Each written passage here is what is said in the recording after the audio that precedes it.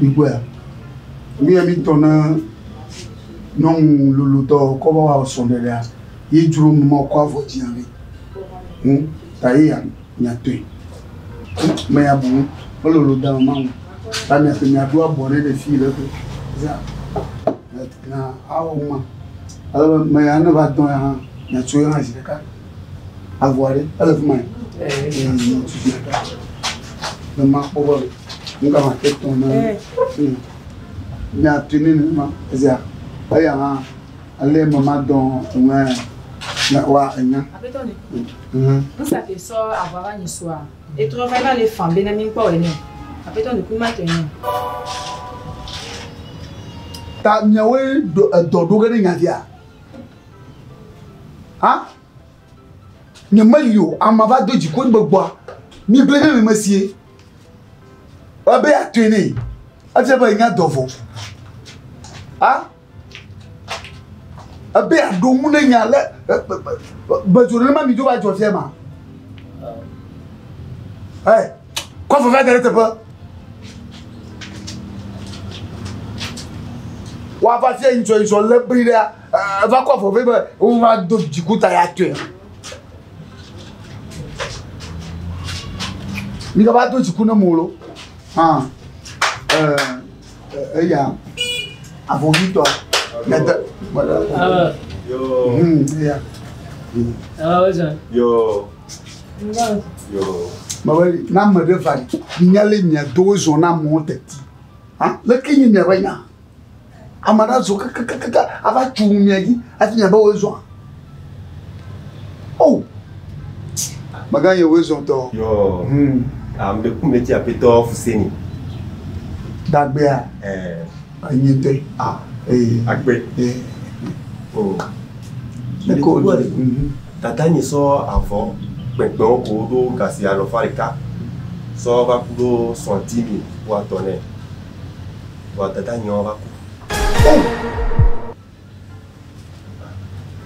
oh famille o mi va o ta pepe quoi for maman lo mo le quoi for reve pour que tu bladre vous voulez coup non lulu tu lolo toi jinde tata ni eku oh o ma ho e ga kwa vova e ga kwa vova fica dome da mairo ti masenya wa troyire a chonti bajo fica madamu mundo na jile mundo ma bora ba akwe e chonti ma tiga for the day lo Ghana ba tiga for the day ya ma ko alo mema o ma dire tu jina ko taga wa ga yere oh a chonti yere na va ma ji dari na ba ho ma ko serika o mo ga tiju kaka de yo ji ma ya de ya ba temu sia mi ke hian no gbe mo ga tiju la e cho mo ko za do we dara kai ma bo sia ni ji gare mo ma ni ji le mo ma de ku apeto eso anemba mavalo so di kan sia yo na zo yi baba hanu ni oh oh dawa ku ada flu bajo fika madamu modo oh bon to ko ma ya pomolo ko ma ko flo ga kata ko pomo bana no igbo pomo ya jula pomo ima hama ko be fika ni ndiko ya pama anyo masi na me amena jiga ko non wa ku to ba ni obono ton o takwi plawa ne ya we jiji o mama ka nyamma azenya na ko bo sa o mama ide mi maba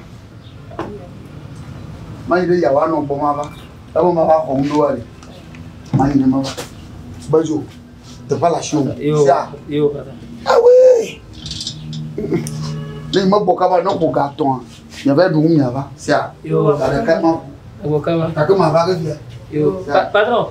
Aí na forma tu vai dia voz de cá. A forma tu fica material. Até no fim da handle. Me cara de juju. A forma uma coisa. E vai me ter coisa. Kama ma derie ne ba. Ma ku ne to akwa afamu. Ya be da famu. Aí a we are me yo. A forma. Dia muta forma do. Filha ma forma dando. Oh, ba voyi le me. Avoyi le me. Bula chale me. GTP. Kana fo, tika fo mo la. Tika fo mo. Nyonga on le dia. Donc nous autres t'as dit impossiblement. Ah? Minha pour ne pas si on y a toma. A vraiment fica comme ça.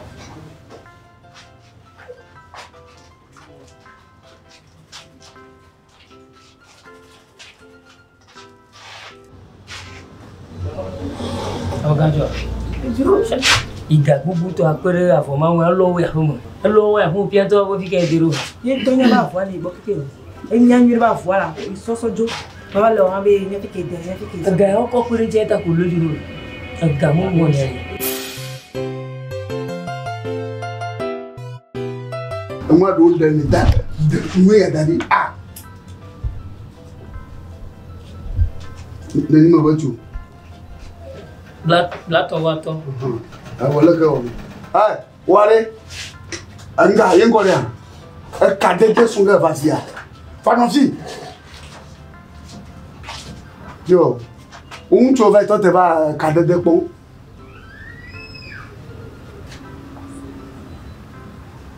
Que tu fille va fille ne ko. Leki ko te fille. Ama wezo. Leki ko te fille. Yo. Ah. Après toi Fuseni. Ah. Ndila. Pomato. Leki ni fonkeria. Fonyore. Ni chokema. On va no la hono ri. Anya ba monglo ba. Mo ya ba mo imaji mo. Ah? The view don kuji na ba chuma ma wo manya gro no. Mo de ku mo ma ko ngi. Chuma. The view don kuji na ba re. Nyenti fo wo ya ba mo de fia fiota. Na fo le do ma wa kwe. Mo han kwa ba ba. Mo nglo ba. Imaji o. Na nyore. Nendi pan to kusu ya fia kwa. Ma buju ya bon.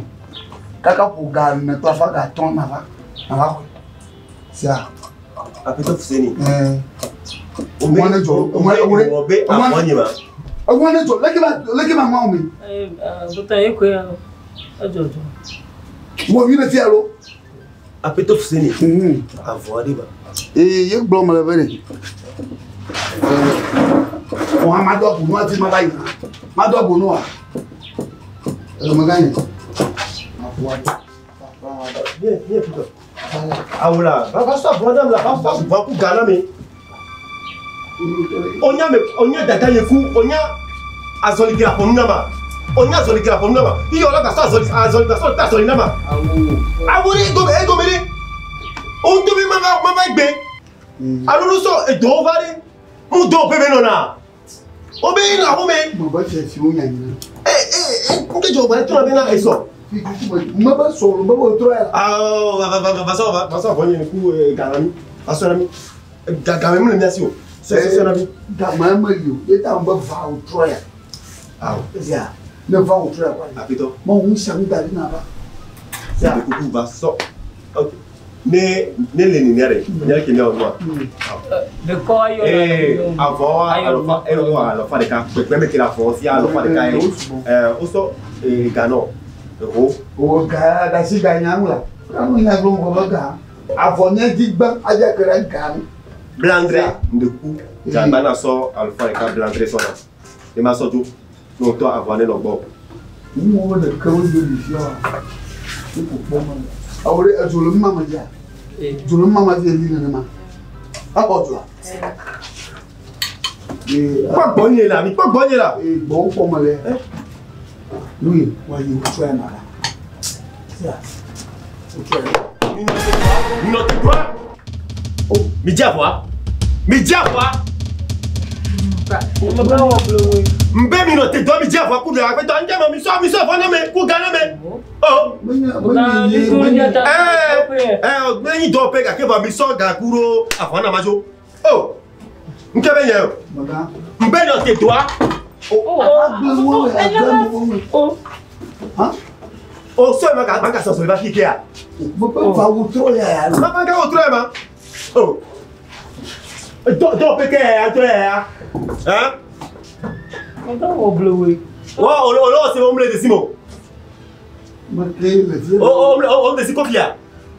Puis c'est allé quoi. Pourquoi tu es au bon de ton pantalon, on va t'attaquer l'homme de Sia. Dis que tu plat dans les mains. Dis que tu plat dans les mains.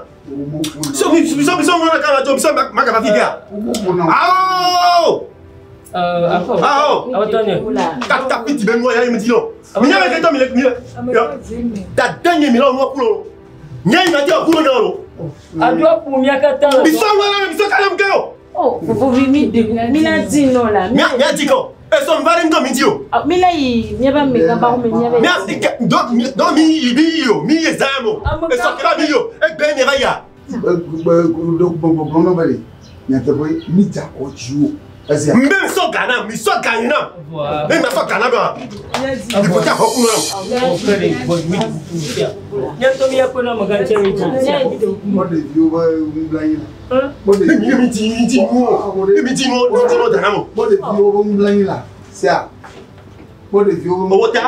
Respect. Quoi, pétoa. Sois merci Dynam. Vous pouvez me battre, Dieu. Oh, ça. Il y a une macasse en lui. Il est ça, lui. Oh, ok. Bon, là, tu connais la merci à ta mère.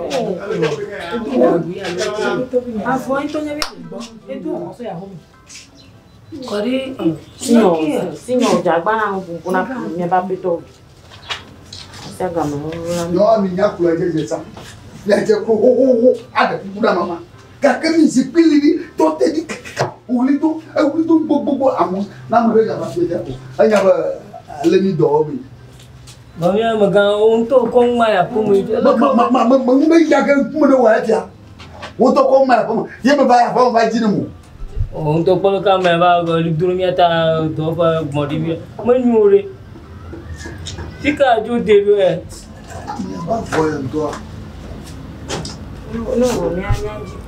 Non, ma problème avec la famille dia.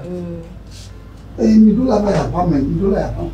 Ta oplo gakata boa. Wula avona ji bala. Ga da na India. Da na yi no ge yore. Da ma yi no ge avona. Ta to ke mi po voila ke bona ga to blogi. Avona. Après toi, il a des tons qui nous sont là quoi. Alors, les qui viennent. Et on ne peut pas voir. Il y a tout le clic. Il y a au moins tout le clic.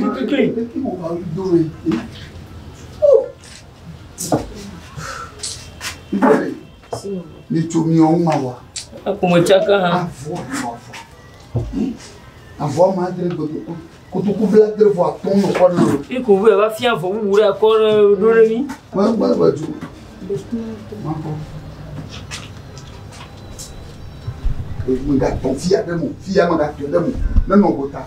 To tu fia ke. Po wa ma ga ba do mo fi nya ro. Tuma. Ah. Amuwa fo ma bura ko no ma ta obu. Fie je wa to sasa, wa to ko so o ma ide. Tuma ke lo. Avant toi mi pogala. Mi poga.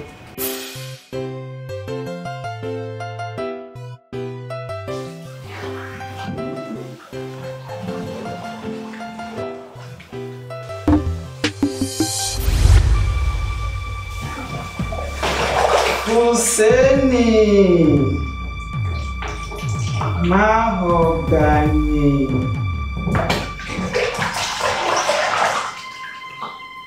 Fuseni Maho Avonye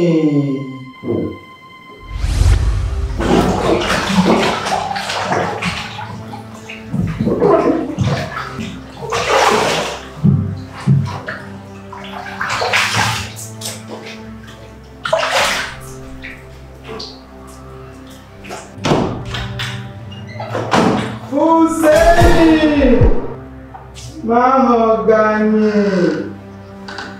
Fuseni. Mahogany.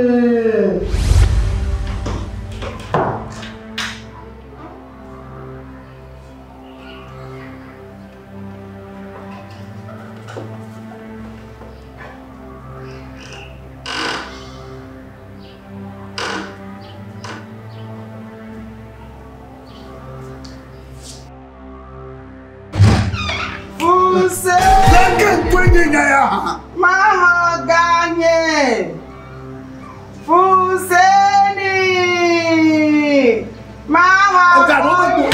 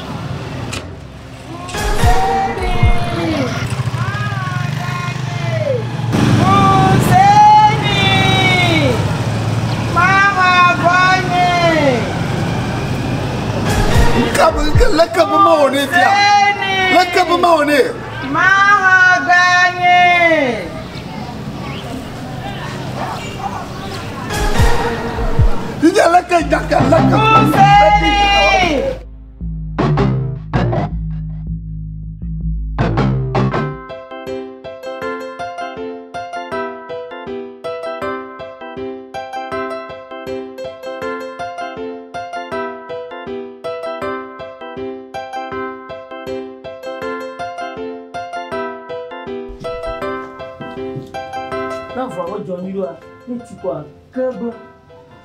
Là, il est bon, il y a temps. Ah, bon, bon. Il y a un botal. Moi, pour Aria. Maga, que je Pour Aria. Il faut avoir. Avocat. Avocat, de quand il y a passé une chômage à il faut avoir. Oh, tu es bon. Mais quand tu es là, il faut pas avoir. Avoir continué soit comme il faut les bons du bas. Avoir le bon là-bas, mais au soir, on va jouer. Oh, non. on peut pas vraiment jouer. Mais pour la femme. Ah oui. Avant, il est Il va dire quoi.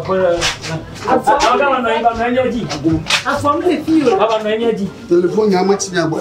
Ah, mon frère est assuré.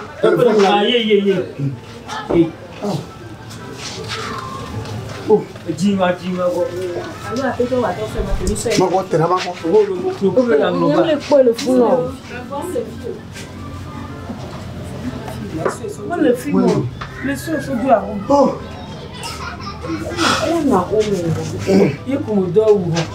Et à voiture, malheureusement. Mais dis-moi, mais dis-moi, comment la femme au midi n'est pas? Midi n'est pas. Ah, comment on peut donner la dire? Il faut faire.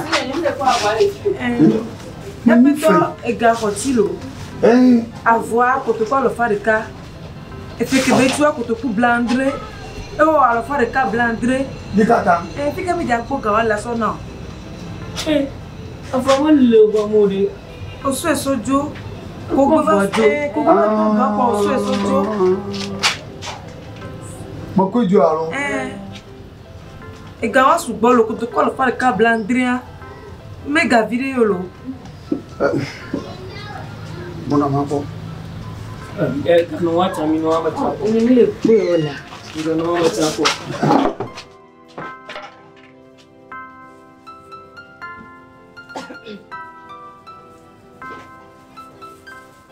Oui, oui.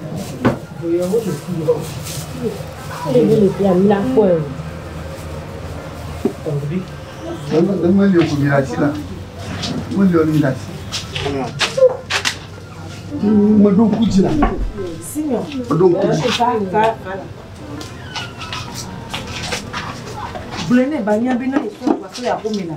Avant le quoi mon blé, vous les bagnes là. Me blonde mani tiens. Me blonde tiens. Mais oui. Majani. Oui. Dis toi. Oh, alors le coup de Avodi. Avoir vraiment dit là. Avodi. Avodi.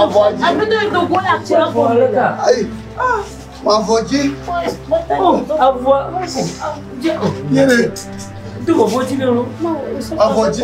Après toi, il y a vraiment le vraiment. Dogo va. Après toi, il dogo là. Amoka dogo. Oh. Après toi, dogo va. Dogo va m'a dit. Dogo vient Tony a quoi m'a dit. Ah. Après toi, dogo là. Il m'a pas voir. Oh, pour moi. Pour moi, là.